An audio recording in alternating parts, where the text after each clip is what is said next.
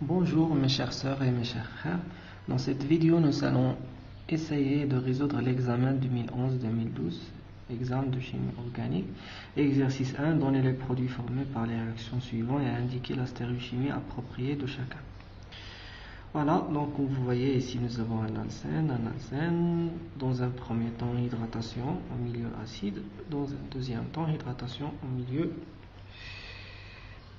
basique, donc en présence de NaOH. Donc comme d'habitude, essayez de résoudre l'exercice avec votre propre effort et puis suivez avec moi la correction. Donc nous avons dans l'exercice 1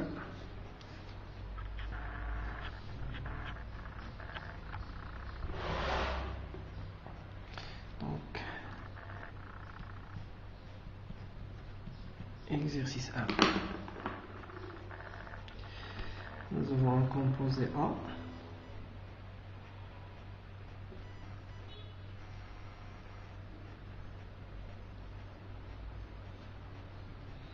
en présence de H2SO4 dans H2O. Donc ici nous avons une réaction de hydratation d'un alcène. Donc nous aurons dans un premier temps la formation de la fonction alcool.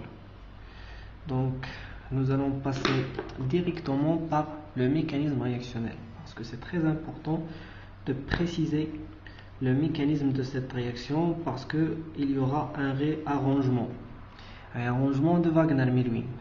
Donc la première étape dans le mécanisme, c'est une étape qui est lente, dans laquelle nous aurons la formation d'un carbocation. Et bien sûr, il sera le carbocation le plus substitué possible, qui est le plus stable. Dans un deuxième temps, puisque nous avons ici un carbone secondaire, et ici nous avons la possibilité de former un carbocation tertiaire, nous aurons un réarrangement de Wagner-Milwin vers cette position pour former un carbocation qui a le maximum de la stabilité. Donc nous aurons la migration d'un groupement méthyle et donc la formation d'un carbocation qui a le maximum de la stabilité. Puis le H2O va attaquer cette position, et donc ça s'appelle migration sigmatropique de méthyle, du groupement méthyle. Donc puis nous aurons la formation d'un voilà, donc H2O va attaquer le carbocation formé, et donc nous aurons un composé dans lequel le groupement OH va se fixer sur le carbone le plus substitué. Donc l'oxygène il sera chargé positivement comme ça. Donc et puis nous aurons donc l'oxygène va essayer de neutraliser sa charge, et donc il va libérer le proton H+, et donc finalement nous obtenons un composé dans lequel le groupe alcool, donc l'alcool se trouve dans la position tertiaire. Voilà. Donc comme ça nous avons résoudre la première question. Passons maintenant à la question P. C'est la même chose, mais dans ce cas on utilise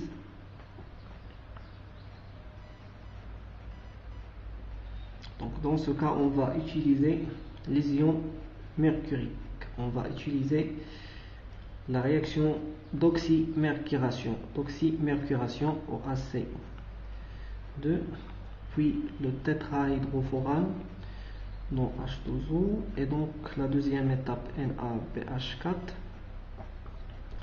NaOH. Donc là c'est une réaction de régiosélectivité Markovnikov. Donc le groupement OH va se fixer sur le carbone le plus substitué, et donc tout simplement nous aurons la fixation du groupement OH dans le carbone le plus substitué possible, c'est le carbone secondaire. Dans cette réaction, d'après le mécanisme, nous n'aurons pas un réarrangement comme la réaction précédente, et donc on répond à la question quel est l'intérêt d'utiliser les ions mercuriques. Donc les ions mercuriques Hg de plus nous permet d'éviter la formation d'un carbocation et donc pas de réarrangement.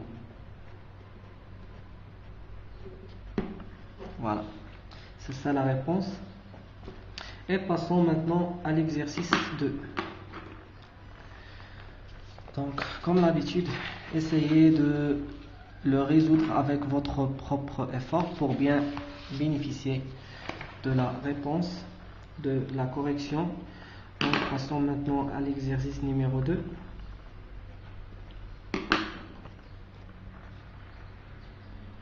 Donc, nous avons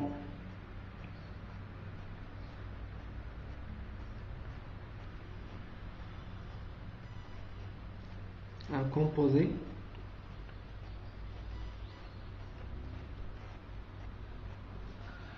comme ça. Dans un premier temps, on va utiliser l'éthanolate de sodium dans l'éthanol comme solvant et nous allons trouver un produit A et un produit B. Le produit A avec 75%, le produit B avec 25%. Donc le composé 1 et 2 sont traités par l'éthanolate de sodium dans les mêmes conditions. Le composé A1 subit, donc ça c'est le composé 1, subit une réaction d'élimination E2, conduit avec une cinétique beaucoup plus lente, donc une élimination E2 rapide pour conduire à 2 alcènes, tandis que le composé 2 conduit à une cinétique beaucoup plus lente, c'est-à-dire cinétique E1 au seul alcène. Identifier A et B et expliquer la différence de réactivité et de sélectivité. Donc ici nous avons un éthanolate. L'élimination E2 c'est une réaction stéréo spécifique, c'est-à-dire que c'est une réaction qui va spécifier une stéréochimie bien précise.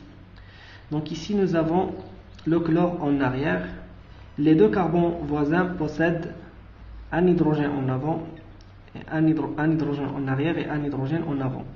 Donc pour la réaction E2 avoir lieu, il faut que le chlore et l'hydrogène se trouvent en deux côtés différents, c'est-à-dire en position anti.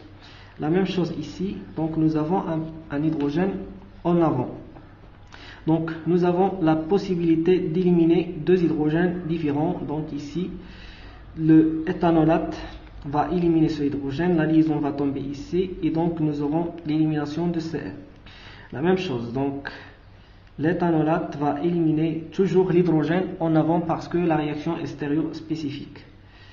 Donc voilà, nous aurons deux possibilités.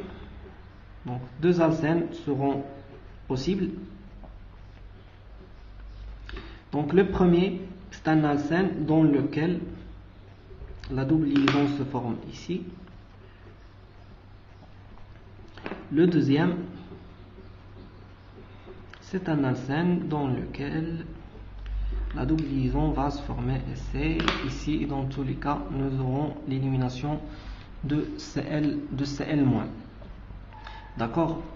Donc, c'est ça, les deux composés. Donc, on va obtenir l'alcène le plus substitué majoritairement. Et donc, c'est ça le composé A. Avec 75%, le composé B est un alcène minoritaire. Donc cet alcène est un alcène majoritaire. Pourquoi? Car il est substitué par 1, 2 et 3. Donc c'est un alcène comme un alcène tertiaire. Ici nous avons un alcène substitué par deux groupements alkyles. Donc c'est un alcène secondaire. Donc on va passer maintenant à la question 2. Donc la question 2, nous avons le chlore en avant. Par contre, dans la réaction précédente, nous avons le chlore en arrière. Donc cette stéréochimie va influencer le produit. Donc ici nous avons l'éthanolate avec de l'éthanol. Donc ici nous avons un hydrogène en avant, donc l'éthanolate est incapable d'éliminer cet hydrogène. Par contre, il est capable d'éliminer l'hydrogène qui se trouve en arrière par rapport à Cl, et donc nous n'avons qu'un seul produit dans lequel nous allons trouver un alcène moins substitué majoritairement, et donc nous aurons la formation de la double liaison seulement à ce niveau là, et donc c'est ça le composé P avec 100%. Voilà, donc comme ça nous avons terminé l'exercice 2 et on va passer à l'exercice numéro 3.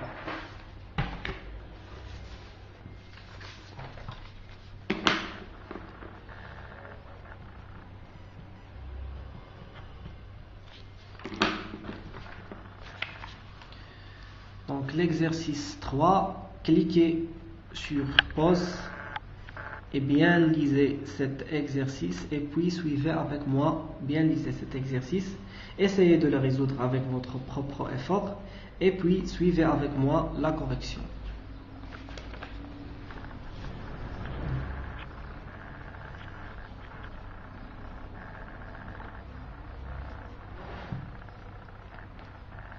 Donc la première réaction, c'est une réaction entre un phénol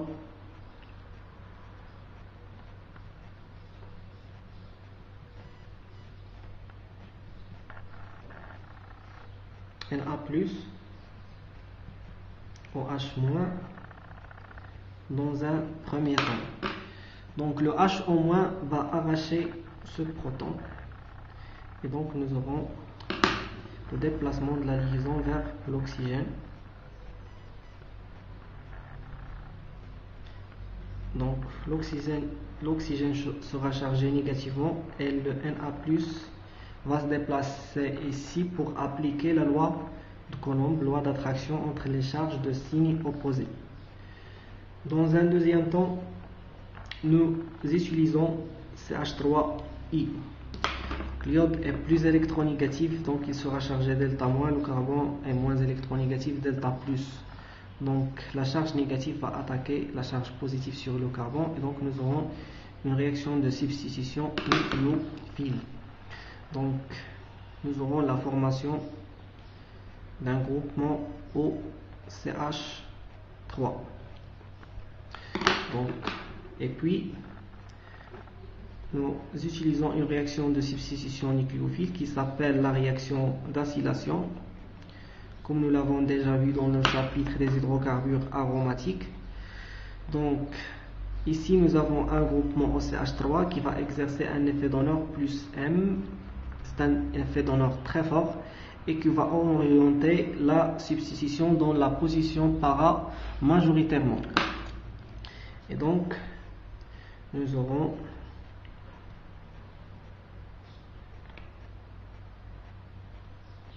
OCH3, fixation du groupement COCH3 dans la position para qui est la position la plus stable. Donc c'est ça le composé majoritaire. Donc ça c'est le composé B. Celui-là c'est le composé A. Donc ça c'est le composé A et ça c'est le composé B. Donc puis on va traiter ce composé B par une base NaOH. Donc NaOH c'est une base capable d'arracher les protons. Mais quel proton? C'est un proton qui se trouve dans cette position, en position alpha du carbonyle. Donc ça c'est la position alpha, donc H- va arracher ce proton. Cette liaison va se déplacer ici, le carbone est incapable de former 5 liaisons, il va déplacer la liaison ici. Donc nous aurons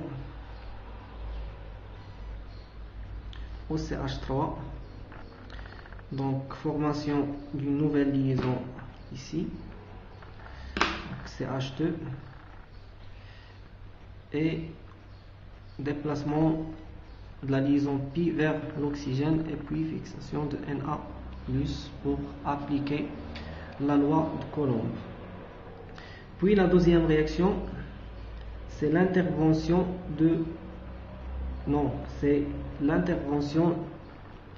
d'un aldehyde. Donc cette charge négative, donc ici nous avons une charge delta plus, delta moins. La liaison N, donc le double N va se déplacer ici. Le carbone est incapable de former 5 liaisons, donc cette liaison va se déplacer vers ce carbone et donc la liaison va se déplacer vers l'oxygène. Donc ça c'est le composé, donc pas encore. Donc nous aurons la formation d'une nouvelle liaison au CH3. Donc double liaison O, CH2. Donc formation d'une nouvelle liaison carbone C. La liaison va augmenter ici. Donc nous avons déjà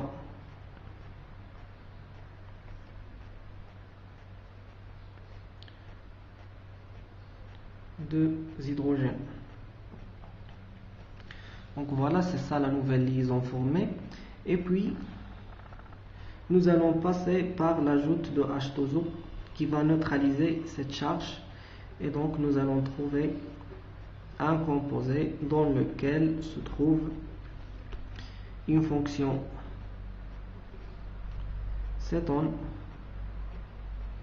et une fonction alcool.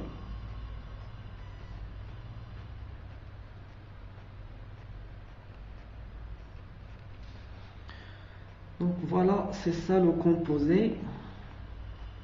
Donc quel composé? C'est le composé C. C'est le composé C. Et puis le composé C va subir une réaction. Donc le composé C, c'est celui-là. Donc je vais essayer de redessiner la molécule.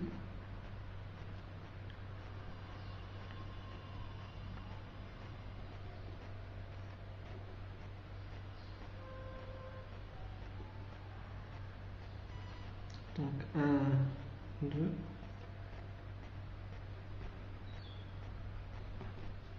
3 OH. Donc 1, 2, 3. 1, 2, 3, voilà. Donc puis nous aurons l'intervention de HI. Donc HI, I-, c'est une base qui va arracher. Donc I-.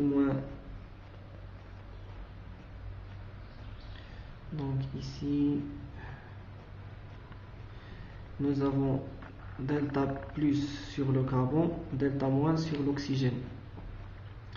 Donc l'oxygène va arracher le proton de HI et le I va se fixer vers le CH3 et donc nous aurons l'élimination de CH3I et donc la formation d'une fonction alcool.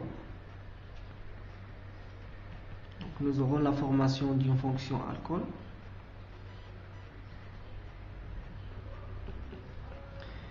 Et puis ce composé va subir une réaction de réduction par NaBH4 et puis H2O avec H+. Donc nous allons trouver la réduction de cette fonction en un alcool. Donc OH. Donc OH. Voilà. Et donc après une réaction de déshydratation en présence de H2SO4, nous allons éliminer cette fonction alcool. D'accord? Donc nous allons éliminer cette fonction alcool et donc finalement nous allons trouver un composé. Donc élimination de la fonction alcool, nous allons trouver un composé comme ça.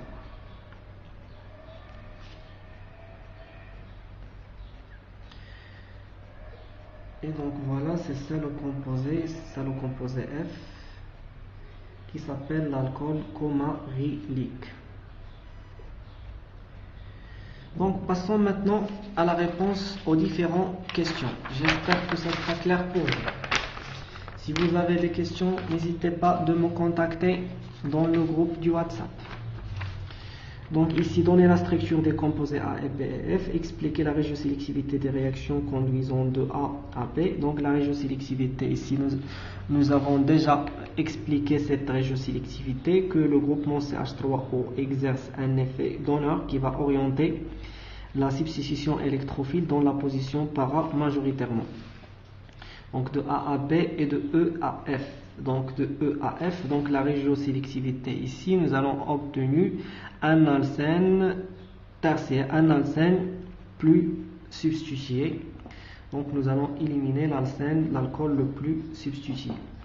Donner le mécanisme de transformation de B en C. Donc nous avons déjà déterminé ce mécanisme. Pourquoi on réaliser une première étape conduisant à A? C'est pour synthétiser le OCH3. Proposer une méthode de préparation de chlorure d'éthanol CH3COCl en une étape à partir d'acide carboxylique. C'est très facile. Donc comment je peux synthétiser CH3CO? Donc à partir d'un acide carboxylique, comment je peux synthétiser un CH3COCl? Eh bien, tout simplement, la méthode c'est très simple, c'est l'utilisation de SOCl2. Donc c'est ça la réponse. Si vous avez des questions, n'hésitez pas de les poser. Merci de votre attention. Courage à tous.